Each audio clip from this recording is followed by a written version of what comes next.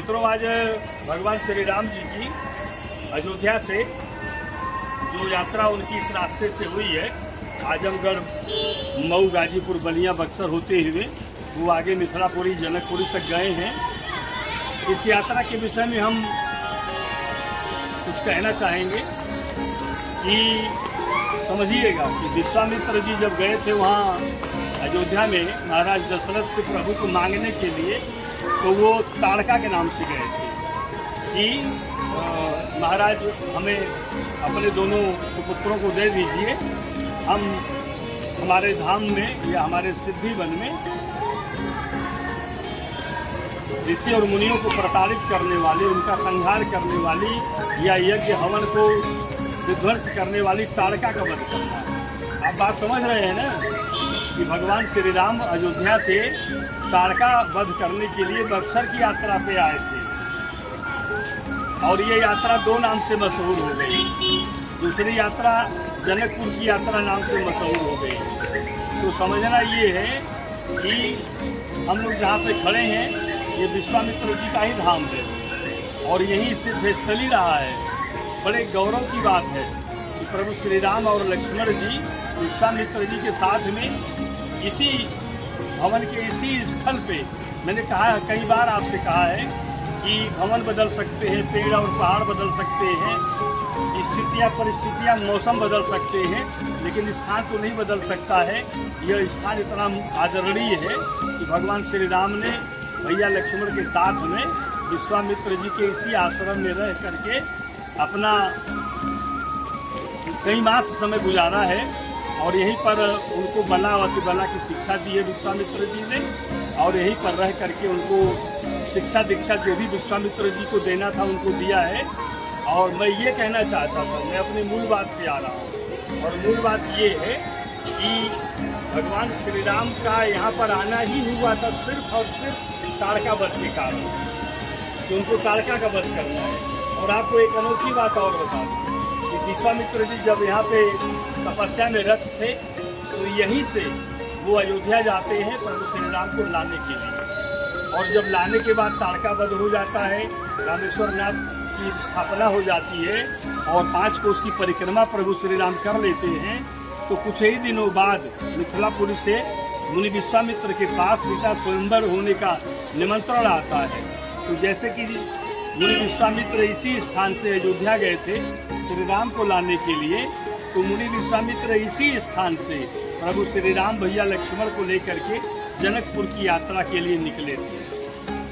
ये महत्वपूर्ण जानकारी मैं आपको ये देना चाहता था कि भगवान श्री राम नाम से तो आए थे ताड़का वध के लिए, और गोस्वामी तुलसीदास जी ने श्री रामचरितमानस में इतनी बड़ी घटना को, यानी ताड़का वध को, सिर्फ 2 चौपाई में निपटा दिया है।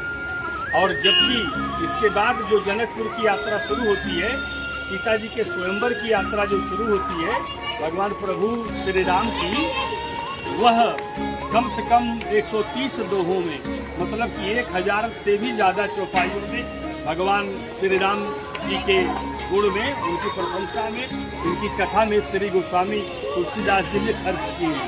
तो मैं आपसे बस इतने बताना चाहता हूँ कि भक्तों का कोई भी क्रिया, भक्तों का कोई भी कर्म अपने भगवान की प्रसन्नता और अपने भगवान के गुणगान के लिए ही होता है। जय श्री राम। मित्रों, यह जो आप सामने देख रहे हैं ना, वह विश्वामित्र जी का आश्रम है। इसी को सिद्धस्थली कहा जाता है। विश्वामित्र जी के साथ में इसी आश्रम में रुक करके प्रभु श्री राम और भैया लक्ष्मण जी ने अपने गुरु विश्वामित्र जी से तरह तरह के अस्त्रों और शस्त्रों की विद्या पाई थी। शिक्षा भी उन्होंने इसी आश्रम में ग्रहण किया था। बला और अतिबला जो 2 महान शिक्षाएं हैं, उन शिक्षाओं को भी प्रभु श्री राम और लक्ष्मण ने गुरु विश्वामित्र जी से यहीं पर प्राप्त किया था। बला और अतिबला के विषय में थोड़ी जानकारी मैं आपको देना चाहूंगा। जो भ्रमण करते हुए ऋषियों और मुनियों से मुझे प्राप्त हुआ है। बला और अतिबला का मतलब कि आपके शरीर में, आपके दिमाग में कभी भी सकारात्मकता और ऊर्जा का क्षरण नहीं होगा।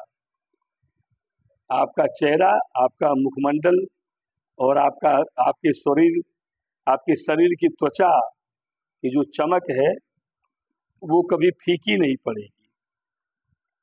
आप कभी ज्वर, बुखार आदि सांसारिक रोगों से और व्याधियों से ग्रसित नहीं होंगे, कभी थकेंगे नहीं। हमेशा प्रबल ऊर्जा आपके शरीर में और आपके दिमाग में बनी रहेगी। विश्वामित्र जी के इस आश्रम में हमारी टीम को भी 4 दिनों तक रहने का आनंद प्राप्त हुआ। यह सामने आप देख सकते हैं, इस सुंदर मंदिर के छत पर बना हुआ आलीशान गुंबद किस कलाकारी और कितनी कलाकृतियों को धारण करके इस मंदिर का निर्माण हुआ है। यह मंदिर बक्सर के कुछ ही चुनिंदा मंदिरों में एक है। बल्कि यदि मैं आपको जानकारी दूं कि यह मंदिर बक्सर जैसी सिद्धस्थली क्षेत्र का और चरित्र वन का सर्वश्रेष्ठ मंदिर है, क्योंकि यह एक ऐसा आश्रम है जो कि अयोध्या से लेकर जनकपुर और जनकपुर से लेकर अयोध्या तक आने जाने वाले ऋषि मुनियों, संतों और महात्माओं का आश्रय केंद्र रहा है। सारे सन्यासी, संत और महात्मा बक्सर के रास्ते से गुजरते हुए यहीं पर आश्रय पाते हैं। यहीं पर रुक करके इनको कक्ष और कोठरी, कमरे का व्यवस्था होता है, जहाँ पे वो आराम से सो सकते हैं। दोनों वक्त का भोजन, दूध और दही, सुबह की चाय, संतों और महात्माओं के लिए आश्रम सदैव उपलब्ध कराता रहा है।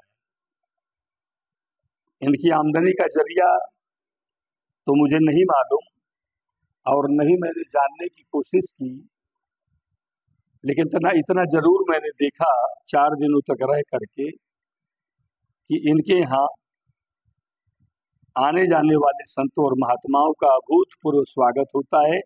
वो महीनों महीनों तक रह करके यहाँ पर रुक करके अपनी साधना को अंजाम देते हैं। और देखिए, भगवान श्री राम और जानकी जी की प्रतिमा के अलावा बगल में बैठे हुए श्री राधा कृष्ण, यहाँ पर स्थापित इन मूर्तियों के सौंदर्यता की जितनी प्रशंसा की जाए कम है। इस मंदिर को कई सन्यासियों और सिद्ध महात्माओं का आशीर्वाद प्राप्त है। बक्सर के त्रिदंडी स्वामी और यहाँ पर खाकी बाबा, उनके अलावा एक नारायण दास माली जी हैं, जिनको लोकप्रिय भाषा में मामा जी कहा जाता है। ये वो प्रमुख हस्तियां हैं जिनके सानिध्य में यह आश्रम इस दौर में पला और बढ़ा।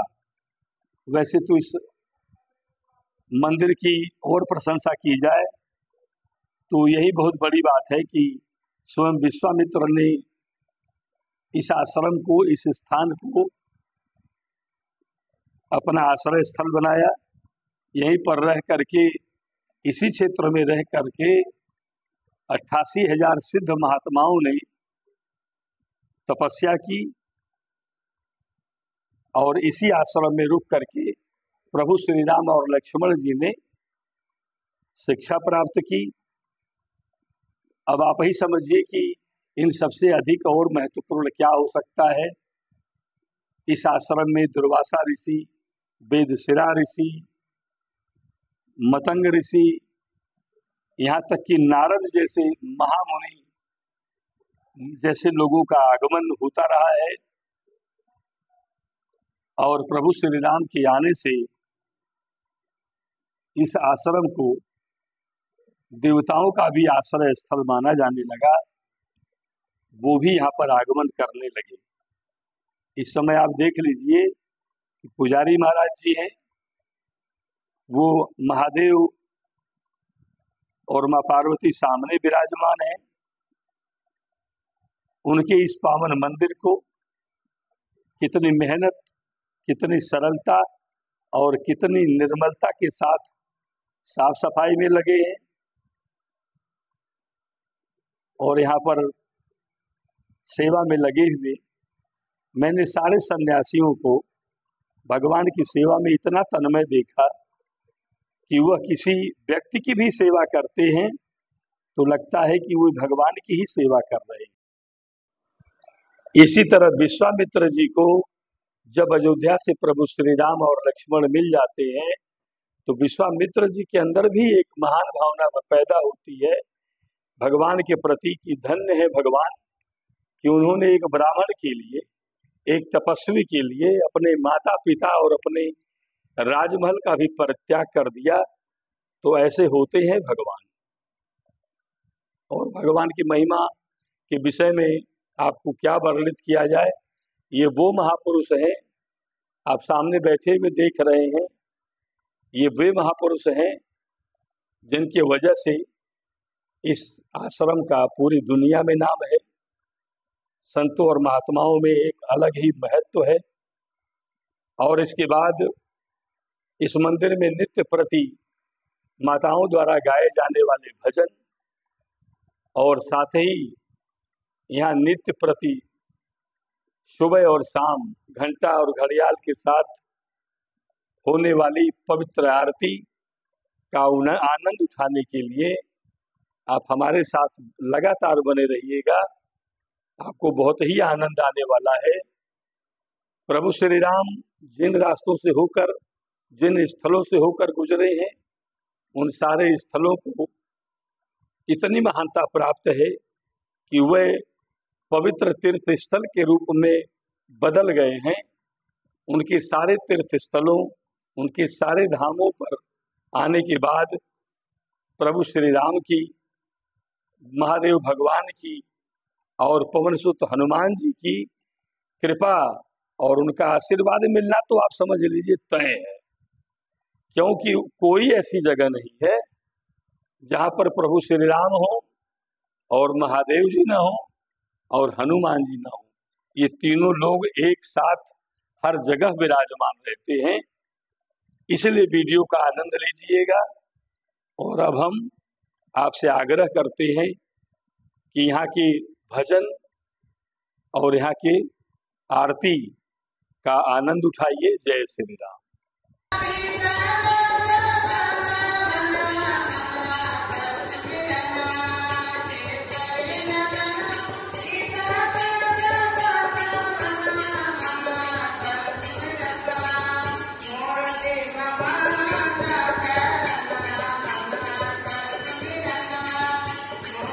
दो मिनट